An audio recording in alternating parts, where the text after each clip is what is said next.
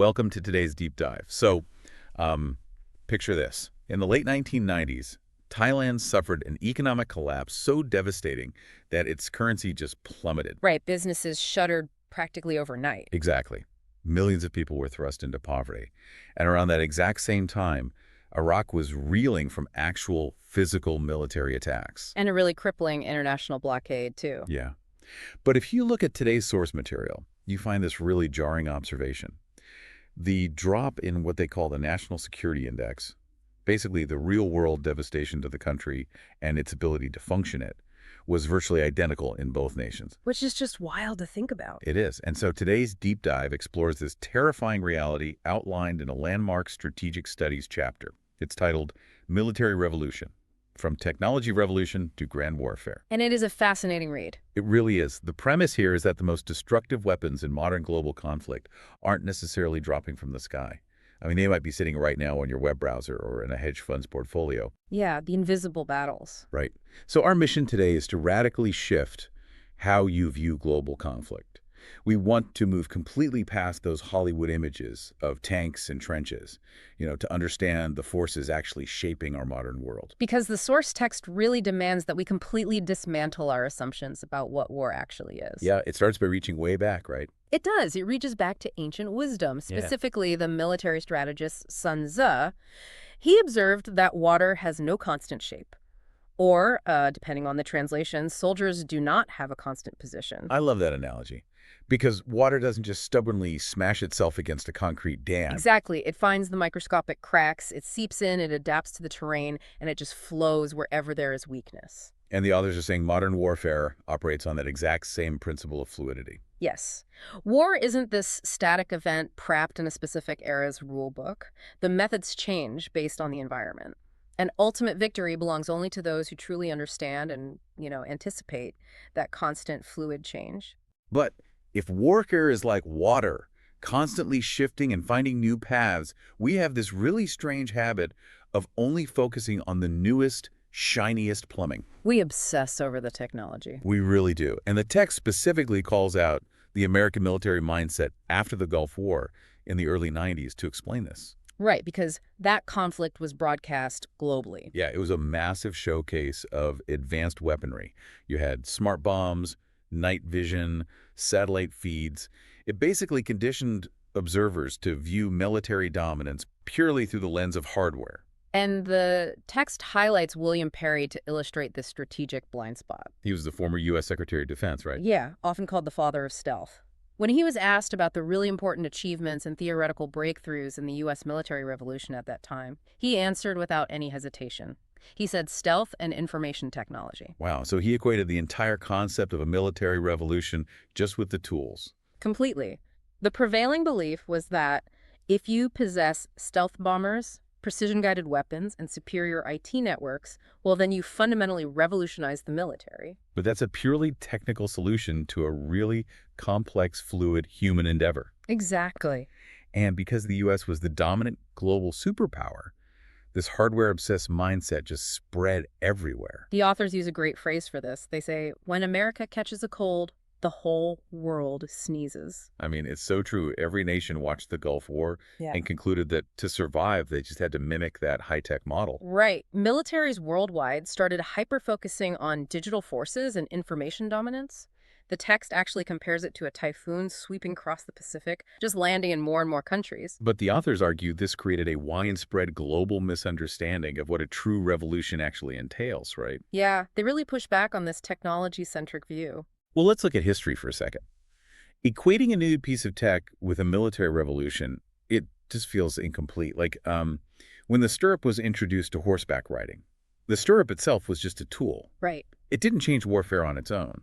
What changed warfare was that the stirrup allowed a rider to absorb the impact of a lance without falling off. Which led to heavy cavalry. Exactly. Which then ultimately required the entire economic and social structure of feudalism to support those knights. The tool was just the catalyst. Isn't saying new tech equals a revolution, kind of like saying getting a new smartphone completely changes human psychology. That is a perfect way to put it. The source categorizes that exact progression by breaking a true transformation down into three distinct levels. Okay, what are the levels? The first level is merely technology change. You invent the stealth bomber or, in your example, the stirrup. Okay, the catalyst. Right. That forces the second level, which is organizational change. You have to restructure your military and perhaps your whole society to effectively maintain and deploy that new tool. Feudalism for the knights. Exactly. But the true transformation only culminates in the third level, which is a revolution in military thought. Okay, so the thinking has to change. Yes. A new weapon alone does not transform conflict. Transformation occurs when entirely new fighting forms and methods emerge. So if a military gets advanced information networks, but just uses them to direct traditional tank battalions slightly faster, they haven't really revolutionized anything. Precisely. The revolution in military thought, the ultimate maturity of the process, it requires focusing on how to fight differently, not just what tools are in the inventory. Okay, so if the true revolution is about how we fight, the text argues we have to fundamentally redefine who is fighting and what they are fighting over. Right. We have to look at the changing security environment. Because the old model was highly structured, very cinematic. Yeah, you had an enemy force wearing uniforms, a border threat, a direct physical military attack. But the authors describe the new environment using a really chilling phrase. They say it gives you a feeling of seeing the enemy behind every tree. I mean, that phrase perfectly captures the directionless paranoia of the modern security landscape. The opponents are unclear, and they utilize multiple methods across multiple domains simultaneously. So literally any direction, any measure, or any person could potentially become a threat to national security. Which leads the authors to argue that pure military threats are actually declining in primacy.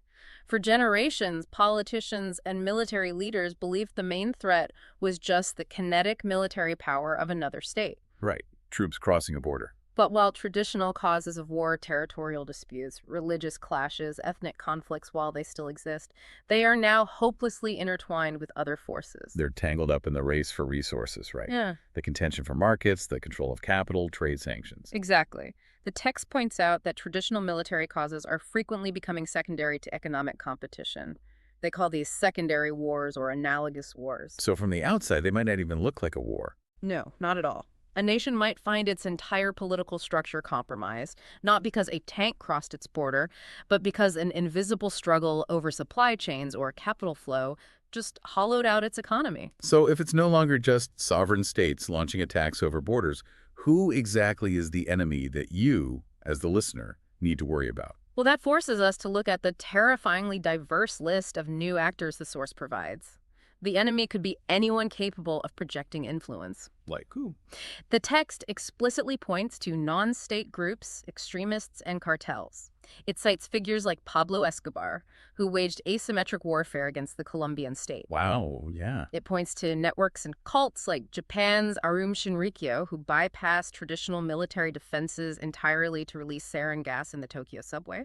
It also mentions terrorists like bin Laden. But it goes beyond just violent groups, right? It does. The text also categorizes financial actors as combatants, using the billionaire investor George Soros as an example of someone who can wield massive market influence. Just moving capital around. Right. And it mentions cyber actors, citing the famous hacker Kevin Mitnick. It even includes psychologically unbalanced individuals who become fixated on a target. All these actors can cause catastrophic destruction and force nations to submit without deploying a single soldier. Okay, let's synthesize how these actors actually operate.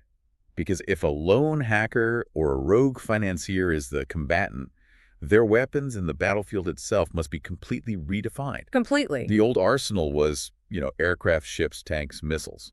But according to this chapter, the modern arsenal includes computer viruses, net browsers, media influence, financial derivative tools, biochemical agents. Because if the ultimate goal of warfare is to force an opponent to satisfy your interests, a financial derivative can be far more devastating than a bombing run. The mechanics of that destruction are what make it so potent, right? Yeah. Like playing chess, but instead of moving a knight, your opponent just freezes your bank account and turns off the lights in the room. That is exactly it.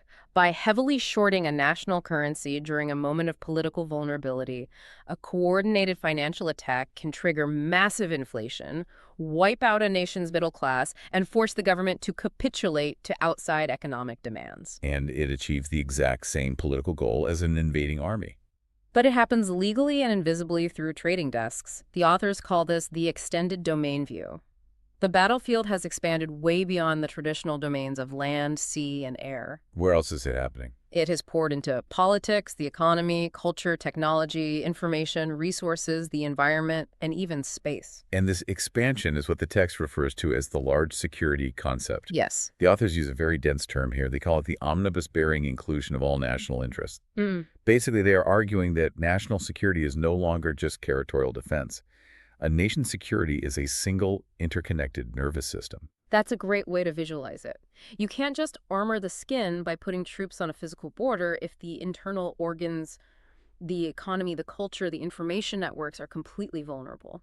An attack on the economic organ is indistinguishable from an attack on the physical border, which brings us back to that stark comparison between Thailand and Iraq. Right. Looking closely at the 1997 Asian financial crisis illustrates this perfectly. Thailand's economy was subjected to massive speculative attacks.